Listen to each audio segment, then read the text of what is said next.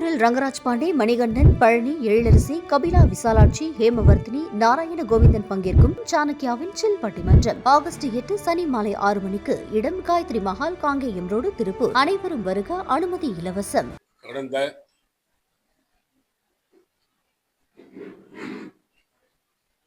7 நாட்களாக பாராளுமன்றம் முடக்கப்பட்டு நீட் தேர்வில் நடைபெற்ற ஊழல்களை, குற்றச்சாட்டுகளை முன்வைத்து பாராளுமன்ற எதிர்க்கட்சி தலைவர் மரியாதைக்குரிய ராகுல் காந்தி அவர்கள் அந்த பிரச்சனையை முன்வைத்து பேசினார்கள். அந்த சமயத்தில் கருப்பாம்பூச்சி கட்சி சேர்ந்த மாணவர்கள் டெல்லி ஜந்தர் மந்தரில் போராட்டம் நடத்தினார்கள். அவர்கள் போராட்டம் நடத்திய பொழுது அவர்கள் தடியடிப்பட்டு, மண்டைகள் உடைந்து, துப்பாக்கி குண்டுகளால் சுடப்பட்டு, கைகால்கள் முறிந்து மிகப்பெரிய அளவில் பாதிப்புக்கு உள்ளானார்கள். அந்த போராட்டம் பாராளுமன்றத்தை நோக்கி அவர்கள் செல்லுகின்ற சமயத்திலே 20ஆம் தேதி ஜூலை மாதம் அது நடைபெற்றது. அதன் பின்னணியில இந்த போராட்டத்திற்கு பிறகு அவர்கள் வைத்த கோரிக்கையாக இருக்கின்ற மத்திய கல்வித்துறை அமைச்சர் திரு தர்மேந்திர பிரதான் அவர்கள் ராஜினாமா செய்ய வேண்டும், நீட் தேர்வு முறைகேடுகள் சம்பந்தமாக பாரபட்சமற்ற விசாரணை நடத்தி அவர்களுக்கு தண்டனை வழங்க வேண்டும், சம்பந்தப்பட்டவர் மீது வழங்க வேண்டும், கேள்வித்தாள்களை கசிவில விட்டவர்களுக்கு கடுமையான தண்டனை வழங்க வேண்டும். அது மட்டுமல்லாமல் நீட் தேர்வு முழுமையாக ரத்து செய்ய வேண்டும் என்று கோரிக்கை வைத்தார். அதிலே அந்த மாணவர்கள் மீது நடந்த தடியடி, அவர்களுக்கு ஏற்பட்ட படுகாயங்கள், இது சம்பந்தமான வழக்குகளை ரத்து செய்ய வேண்டும் என்று கோரினார்கள். அதன் அடிப்படையில் திரு தர்மேந்திர பிரதான் அவர்கள் எதிர்கட்சி தலைவர் ராகுல் காந்தி அவர்கள் கொடுத்த அழுத்தத்தின் காரணமாகவும், கரப்பாம்பூச்சி கட்சியினுடைய மாணவ மாணவியுடைய ஆர்ப்பாட்டத்தை, போராட்டத்தை கண்டு பயந்து அவரை ராஜினாமா செய்ய வைத்தார். ஆனால் அந்த வழக்குகள் ரத்து செய்வோம் என்று சொன்ன மத்திய அரசு இதுவரை ரத்து செய்யப்படவில்லை. அவர்கள் மீது நடவடிக்கை எடுக்கிறார்கள். அது மட்டுமல்ல, பாராளுமன்றத்திலே ஒரு சட்டத்தை கொண்டு வந்து அந்த சட்டத்தை, அதாவது தேர்வு கசிவு ஏற்பட்டால் அதற்கு கடுமையான நடவடிக்கை என்று பிரதமர் அவர்கள் கூறியிருக்கிறார். இதில் முக்கியமான அம்சம் என்னவென்றால், பாராளுமன்றம் நடைபெறுகிறது. பாராளுமன்றத்திலே மக்களவையிலும் மாநிலங்களவையிலும் இந்தியா கூட்டணி கட்சிகள் ஆர்ப்பாட்டம் நடத்தி பிரதமர் வந்து பதில் சொல்ல வேண்டும். உள்துறை அமைச்சர் அமித்ஷா அவர்கள் மாணவர்கள் மீது தடியடி நடத்தியதற்கும், துப்பாக்கி குண்டுகள் போட்டதற்கும், கண்ணீர் புகை குண்டுகள் வீசியதற்கும் பொறுப்பேற்க வேண்டும், அவர் ராஜினாமா செய்ய வேண்டும் என்ற கோரிக்கையை சொல்லியும் கூட பாராளுமன்றத்துக்குள்ளே மோடியும் வரவில்லை, அமித்ஷாவும் வரவில்லை. இதிலிருந்து அவர்கள் இந்த மாணவர்களுடைய போராட்டத்திலே அவர்களுக்கு ஏற்பட்ட துயரத்திற்கு பதில் சொல்வதற்கு மனது இல்லை என்பது தெளிவாக தெரிகிறது. அதே போல இந்த மாணவர்களுக்கு அவர்கள் கொடுத்த வாக்குறுதியை நிறைவேற்றவில்லை. இது தொடர்ந்து இந்த மாணவர்கள் பிரச்சனை மத்திய அரசாங்கம் இந்த நீட் தேர்வு என்ற போர்வையில நூற்றுக்கணக்கான இளம்பிள்ளைகள், மாணவ மாணவர்கள் தற்கொலை செய்துகின்ற நிலையை உருவாக்கி இருக்கிறது. ஆகவே இந்த நீட் தேர்வு ரத்து செய்ய வேண்டும். 1. 2, உள்துறை அமைச்சர் திரு அமித்ஷா அவர்கள், அவர்தான் டெல்லி காவல்துறைக்கு பொறுப்பான அமைச்சர். ஆகவே அவர் பொறுப்பேற்று ராஜினாமா செய்ய வேண்டும். பிரதமர் நரேந்திர மோடி அவர்கள் மாணவர்கள் மீது தடியடி நடத்தியதற்கு பகிரங்க மன்னிப்பு கேட்க வேண்டும் என்ற கோரிக்கை வலுப்பெற்று வருகிறது. அதை நாங்கள் ஆதரிக்கிறோம். கர்நாடக மாநிலம் தொடர்ந்து மேகதாது அணையை கட்டுவோம் என்று அழுத்தம் கொடுத்து அவர்கள் உச்ச நீதிமன்றம் வரை சென்றார்கள்.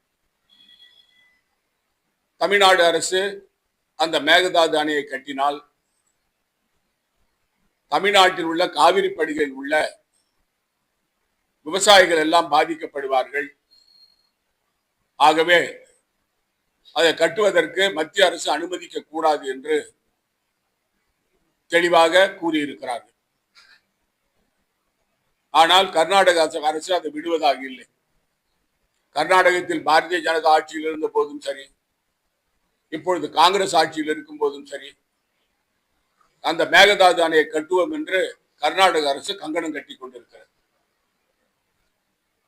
ஆனால் தமிழ்நாட்டை பொறுத்தவரையில கர்நாடக மாநிலத்தில் காங்கிரஸ் கட்சி ஆட்சியில் இருந்தாலும் கூட தமிழ்நாடு, புதுச்சேரி மாநில மக்களுடைய நலனில் அக்கறை கொண்ட காங்கிரஸ் கட்சியானது கர்நாடக மாநிலம் மேகதாது அணையை கட்டுவதற்கு நாங்கள் அனுமதிக்க மாட்டோம் என்று தெளிவாக கூறியிருக்கிறோம்.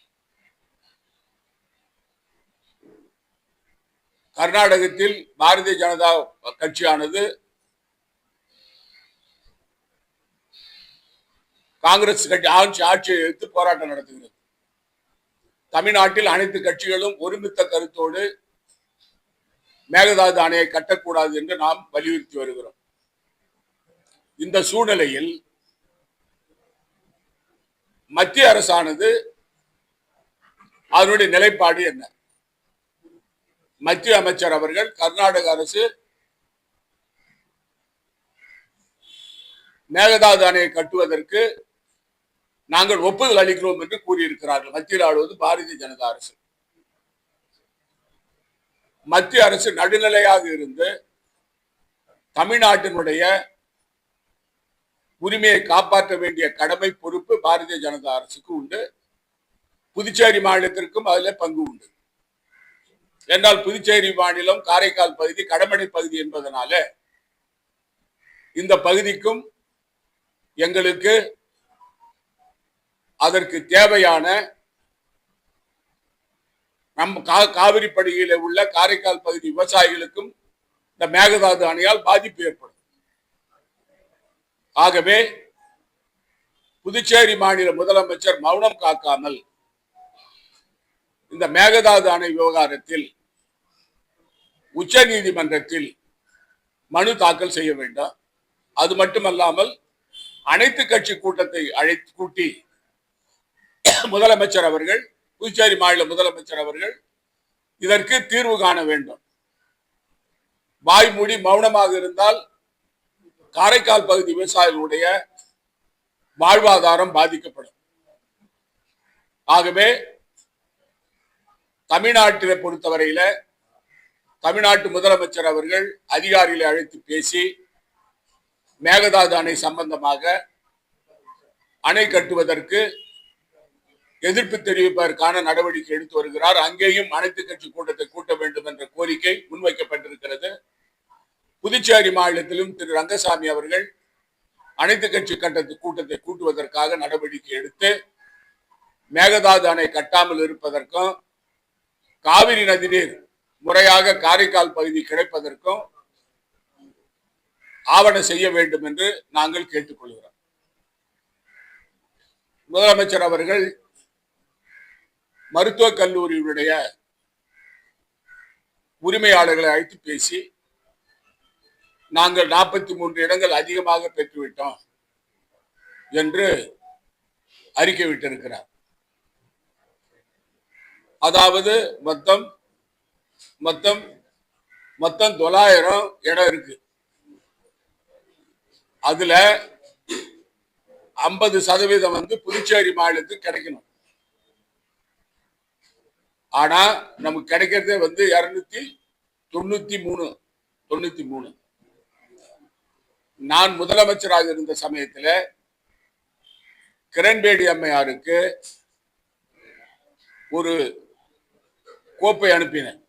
50% இடம் புதுச்சேரி மாநிலத்தில் உள்ள தனியார் மருத்துவக் கல்லூரிகள், கிம்ஸ் மருத்துவக் கல்லூரி, வெங்கடேஸ்வரா மருத்துவக் கல்லூரி, மணக்குள விநாயகர் மருத்துவக் கல்லூரி மூன்றும் 50% இடத்தை கொடுப்பதற்கு சட்ட வரையறை அனுப்பினேன். கிரண்பேடி அம்மையார் அதை தடுத்து நிறுத்தினார். அதனால் அந்த சட்டத்தை எங்களால் சட்டமன்றத்தில் நிறைவேற்ற முடியவில்லை. தமிழ்நாட்டில், அண்டை மாநிலமான தமிழ்நாட்டில் 50% இடஒதுக்கீடு மருத்துவக் கல்லூரிகளில் தமிழ்நாட்டில் கிடைக்கிறது. கர்நாடக மாநிலத்திலும் 50% கிடைக்கிறது. கேரளாவிலும் அதே நிலைதான், தெலுங்கானாவிலும் அதே நிலைதான், ஆந்திராவிலும் அதே நிலைதான். புதுச்சேரி மாநிலத்தில் முதலமைச்சர் அவர்கள் முதலாக ஒரு அறிக்கை விட்டார். நாங்கள் புதுச்சேரி மாநிலத்தை பொறுத்தவரையில 50% இடஒதுக்கீடை பெறாமல் விடமாட்டோம். முதலமைச்சர் அதிகாரிகளுக்கு உத்தரவிட்டார். உறுதியாக பெறுவோம் முதலமைச்சர் அறிக்கை விட்டார். அதிகாரிகளை அழைத்து பேசினார். பேசி 50% எடுத்து குறைக்கூடாதுன்னு சொல்லிட்டார். ஆனா 3வது கூட்டத்தில் என்ன நடந்தது தெரியல. அது வந்து 23% ஆயிப்போச்சு. 50%. அதாவது இப்ப வந்து உங்களுக்கு தெரியும், மத்தியில வந்து இவங்க ஆட்சி இருக்குது, இவங்க கூட்டணி ஆட்சி இருக்கு. இந்த சட்டம் கொண்டு என்ன பிரச்சனை? முதலமைச்சருக்கு என்ன பிரச்சனை? ஏன்னு சொன்னா, தங்களுக்கு வேண்டியவர்களுக்கு மருத்துவ இடங்களை பெறுவதற்கு தனியார் மருத்துவக் கல்லூரியில் ஒரு எழுதப்படாத ஒரு ஒப்பந்தத்தை போட்டு முதலமைச்சர் அவர்கள் இந்த நாடகம் நடத்துறார்.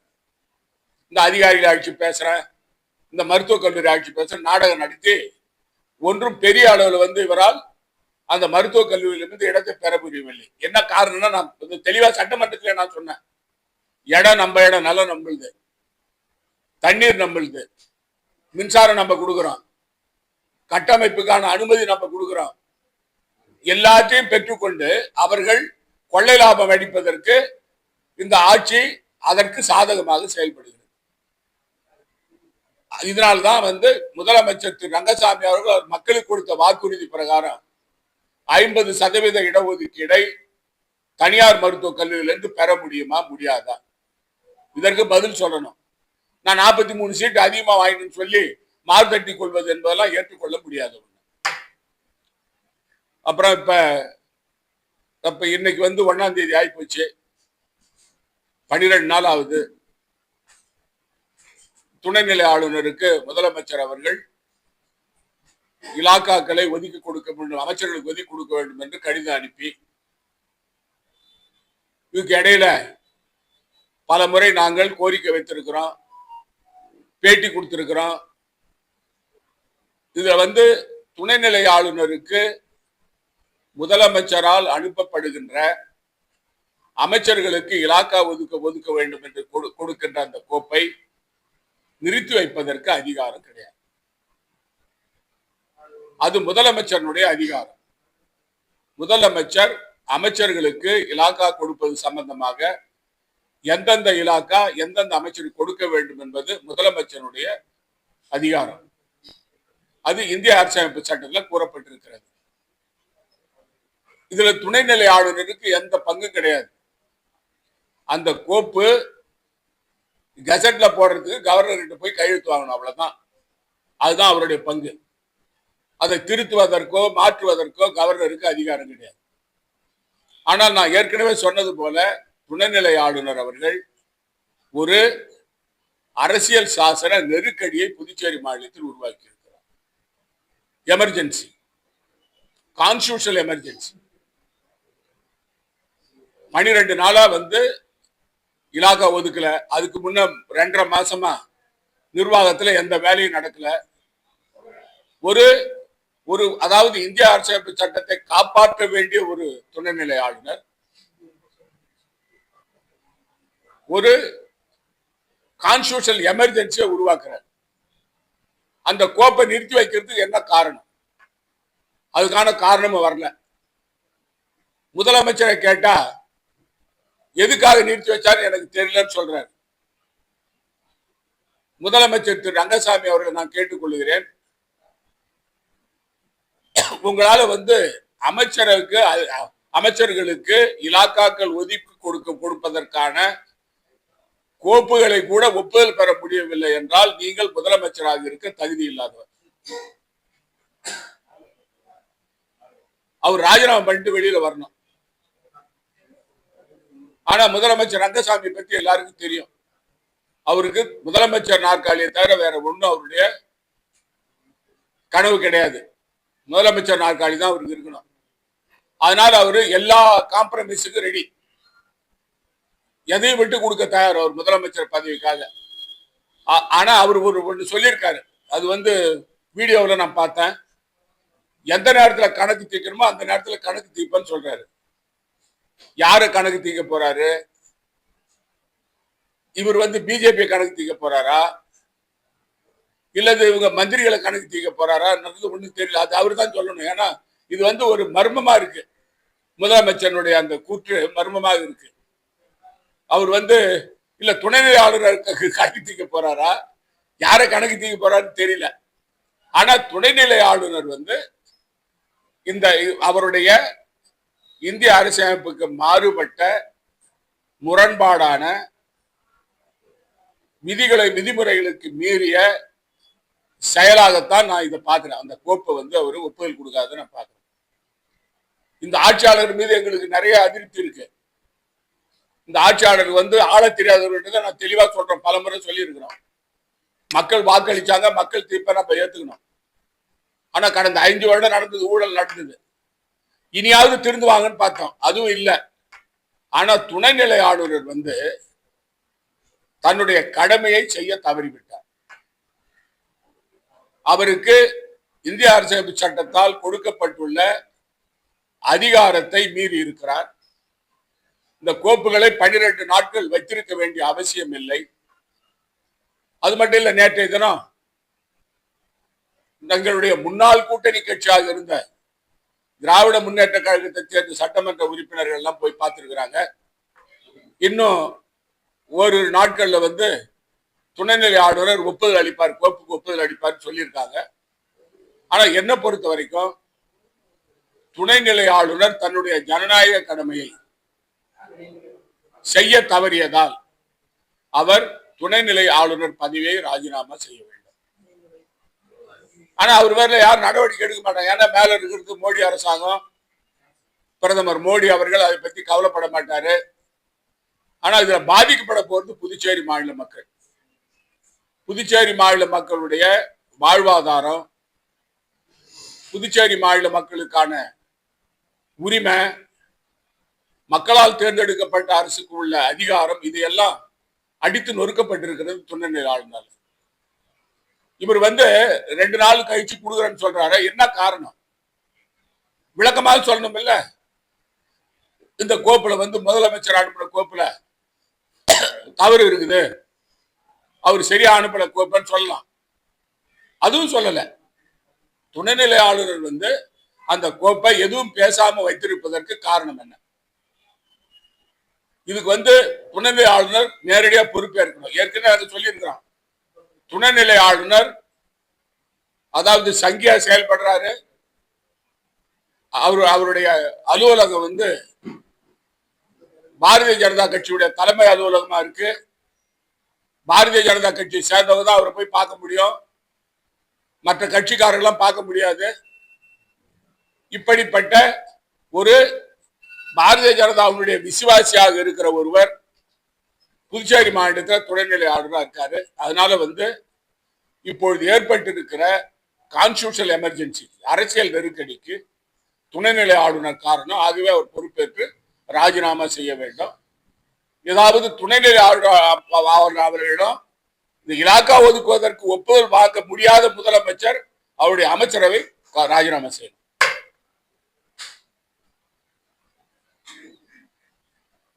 ஏன் சார் இப்போ திமுக போய் துணைநிலை ஆளுநர் சந்திச்சிருக்காங்க.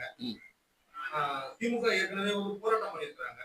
காங்கிரஸ் கட்சி இதுக்கு முன்னாடி புதுச்சேரியில நிறைய முறை ஆட்சியில இருந்த ஒரு கட்சி, துணைநிலை ஆளுநருக்கு எதிராக குரல் கொடுத்த கட்சி.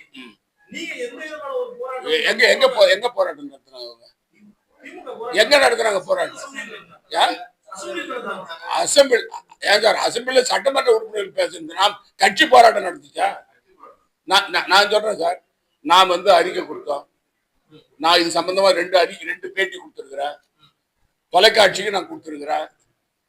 கடந்த முறை என்கிட்ட கேட்கும்போது கூட நான் சொன்னேன், நாங்க வந்து எங்களுடைய எங்க காங்கிரஸ் கட்சியில நிர்வாகிகளா கலந்து பேசி நாங்கள் முடிவு பண்ணதுக்குள்ள இந்த நீட் பிரச்சனை வந்தது. நீட் பிரச்சனை அதுக்கான ஒரு ஆர்ப்பாட்டம் நடத்தினோம். அது மட்டும் இல்லாம அங்க ஒரு மீட்டிங் போட்டோம், சுதேசி காட்டமில் மீட்டிங் போட்டோம். இப்ப வந்து துணைநிலை ஆளுநர் கொடுக்காதனால காங்கிரஸ் கட்சி போராட்டம் நடத்துவதற்கு காங்கிரஸ் கட்சி தலைவர் தலைமையில போராட்டம் கண்டிப்பா நடத்தும். அடுத்த வாரத்தில் நடத்துவோம். போராட்டம் நடத்தி எங்களுக்கு புதுசா? ஏன் சார் எவ்வளவு போராட்டம் நடத்துகிறோம்?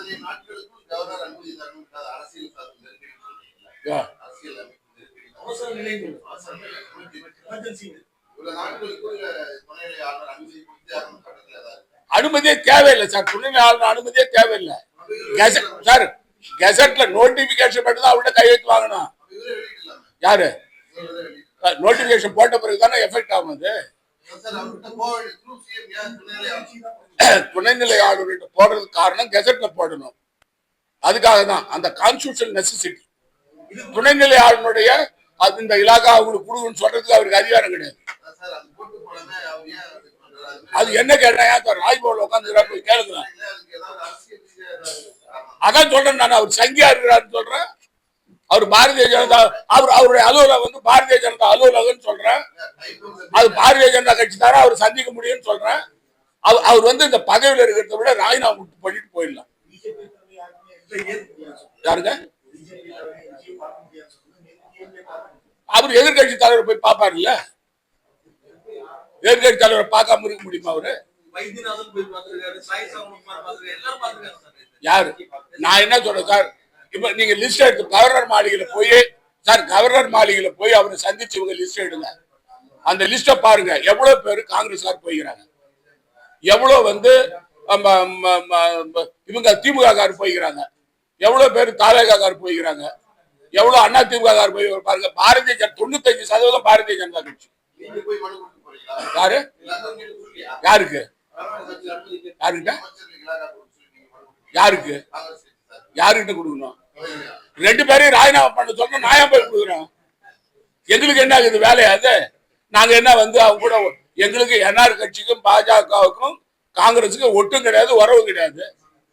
நான் அவங்களுக்காக போய் பேசணும்.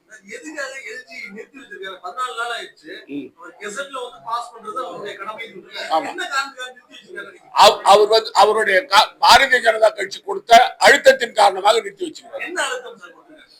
இலாக்கா மாத்தி கொடுக்கணும் அவங்க மந்திரிகளுக்கு. பாரதிய ஜனதா கட்சி மந்திரிகளுக்கு முதலமைச்சர் கொடுத்த இலாக்காவுக்கு அவங்களுக்கு விருப்பம் இல்லாத மாத்தி கொடுக்கணும். அதையும் சொல்றேன். அப்புறம் என்ன இது வந்து இது அதாவது ஒண்ணு சார்,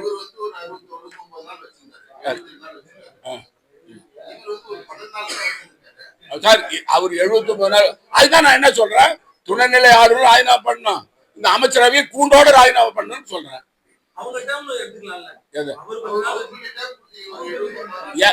நான் என்ன சொல்றேன், முதலமைச்சர் கவர்னர் வந்து கவர்னர் நிறுத்த வேண்டிய அவசியம் என்ன, கோப்பை நிறுத்த வேண்டிய காரணம் என்ன?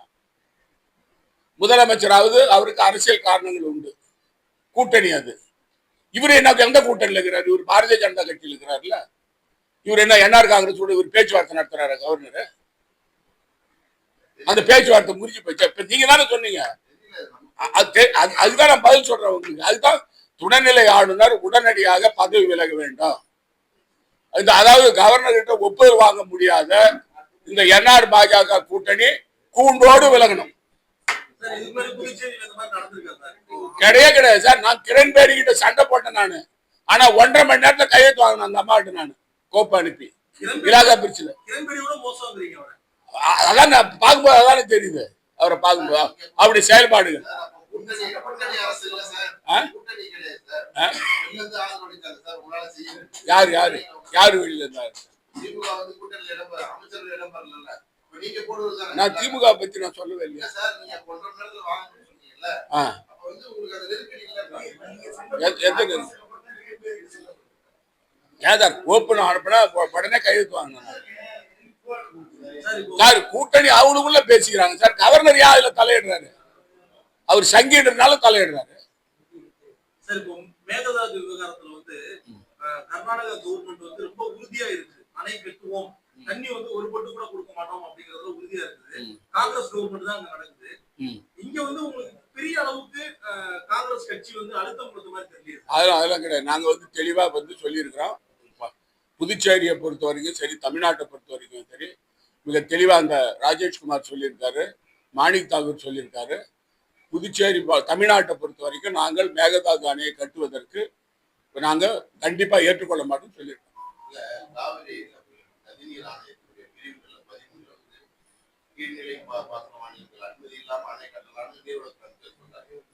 சுற்றுச்சூழல் அனுமதி இல்லாம காவிரி நதிநீர் அணை விதிகளுக்கு கட்ட முடியாது. சுற்றுச்சூழல் துறை ஏன் இந்த முரண்பாடு? இதுக்கு பதில் சொல்ல வேண்டியது இது பதில் சொல்ல வேண்டியது பிரதமர் நரேந்திர மோடி. நானா பதில் சொல்ல முடியாது? ஏன் சார் இது வந்து இதை பொறுத்த வரைக்கும் ஒட்டுமொத்தமா இதை செய்ய வேண்டியது பூரா இவங்க வந்து பாரதிய ஜனதா கட்சியை பொறுத்த வரைக்கும் மத்தியில் அவங்க ஆட்சியில் இருக்கிறாங்க. இங்க போராட்டம் நடத்துறாங்க கர்நாடகாவில் வந்து. நீங்க தானே அனுமதி கொடுக்குற இடத்துல இருக்கிறீங்க. இது வந்து அதாவது கீழ்மடை பகுதியெல்லாம் பாதிக்கும் சொல்லி ஏன் நிறுத்தக்கூடாது? அவங்க அரசியலுக்காக வந்து பாஜக அப்படி பண்ணலாங்க. எலெக்ஷன் டைம்ல வந்து தினேஷ் குண்டுராவ் கர்நாடகா முதலமைச்சர் அமைச்சர் தான் வந்து உங்களுக்கு வந்து ஒர்க் பண்றாரு. அவர்கிட்ட நீங்க வந்து ஒரு நட்போடு பேசி தண்ணி வாங்கி கொடுக்கலாம்ல? இல்ல, நீங்க வந்து கர்நாடகாவோட காங்கிரஸ் அரசாங்கத்திடம் பேசி உங்க எலெக்ஷனுக்கு அவங்க வந்து ஒர்க் பண்றாங்க. அது நான் தமிழ்நாடு காங்கிரஸ் கமிட்டியோட உங்க கருத்தை நான் சொல்றேன். நீங்க ராகுல் காந்தி காம்ப்ரமைஸ் பண்ணலாம். அதான் சார், நான் தமிழ்நாடு காங்கிரஸ் கமிட்டி தலைவர்கிட்ட உங்க கருத்தை நான் பதிவு செய்யறேன். ஏதா நமக்கு 9 டிஎம்சி தான், 7 9 இப்ப கடைசியில் அது 9 ஆச்சு. இல்ல 9 நாங்க எங்க பீரியட்ல தானே அது 9 ஆச்சு. இந்த விஷயத்தை எப்படி சார் பாக்குறீங்க? விஜய் வந்து கர்நாடகாவுக்கு போகல அப்படிங்கிறது கன்ஃபார்ம் ஆயிடுச்சு. இந்த மாதிரி இதுக்கு முன்னாடி இல்லாத வகையில வந்து முதலமைச்சர் எம்ஜிஆர் போயிருக்கிறாரு. எம்ஜிஆர் போயிருக்காரு. அதாவது நரசிம்மராவ் அவர்கள், மரியாதைக்குரிய நரசிம்மராவ் வந்து பிரதமராக இருக்கும் பொழுது மரியாதைக்குரிய தேவகவுடா அவர்கள் கர்நாடக மாநில முதலமைச்சராக இருந்தாங்க. மரியாதைக்குரிய ஜெயலலிதா அம்மையார் வந்து தமிழ்நாடு முதலமைச்சராக இருந்தாங்க. காவிரி நதிநீர் பிரச்சனை வரும்போது 2 மாநில முதலமைச்சர் ஆயிடுச்சு. பேசினாரு, நரசிம்மராவ் அவர்கள் பேசினாரு. அப்ப அந்த கூட்டத்தில் நானும் கலந்துக்கினேன். அப்ப மத்திய அமைச்சராக இருந்தேன் நான். அப்ப நரசிம்மராவ் அவர்கள் பேச்சுவார்த்தையில உடன்பாடு ஏற்படாதனால தமிழ்நாடு முதலமைச்சர் ஜெயலலிதா அம்மையார் வந்து வெளிநடப்பு பண்ணாங்க. அந்த சரித்திரமும் இருக்கு. தமிழ்நாடு முதலமைச்சர் ஜெயலலிதா அம்மா பேச்சுவார்த்தைக்கு போனாங்களே, அது நான் சொல்லல சார். அது வந்து காவிரி நதிநீர் மேலாண்மை வாரியம் அமைப்பதற்கு முன்னாடி இந்த விஷயத்தை சொல்றாரு. காவிரி நதிநீர் மேலாண்மை அமைக்கப்பட்ட சார் மேகதாது சம்பந்தமா தான் பேசணும். இது காவிரி நதிநீர் பிரச்சனை ரைட் சார், நான் ஏத்துக்கிறேன். ஆனா என்ன பொறுத்த வரைக்கும் நம்ம வந்து மேகதாது அணையை பொறுத்த வரைக்கும் கட்ட வேண்டியதுன்றது ஒரு அம்சம் தனி. ஆனா காவிரி மேலாண்மை வாரியம் அவங்க அது சம்பந்தமா ஏற்கனவே ஒழுங்காற்று வாரியம் கொடுத்த உத்தரவை நடைமுறைப்படுத்த வேண்டியது கர்நாடக அரசுடைய கடமை. மேகதாது அணை கட்டப்பட்டுவிட்டால் இன்னும் டிஎம்சி குறைக்கப்படுவதில் அது காவிரி நதிநீர் ஆணையத்திற்கு எதிராக தான் அமையும். அது வந்து காவிரி நதிநீர் ஆணையம் தானே அதை முடிவு பண்ணணும். கர்நாடகா போகணுமா போகக்கூடாது? ஒரு சிலர் போகக்கூடாது சொல்றாங்க. உங்க கருத்து விஜய் போகணுமா போகக்கூடாது? நான் தனிப்பட்ட கருத்து நான் என்ன சார் சொல்ல முடியும் சார்?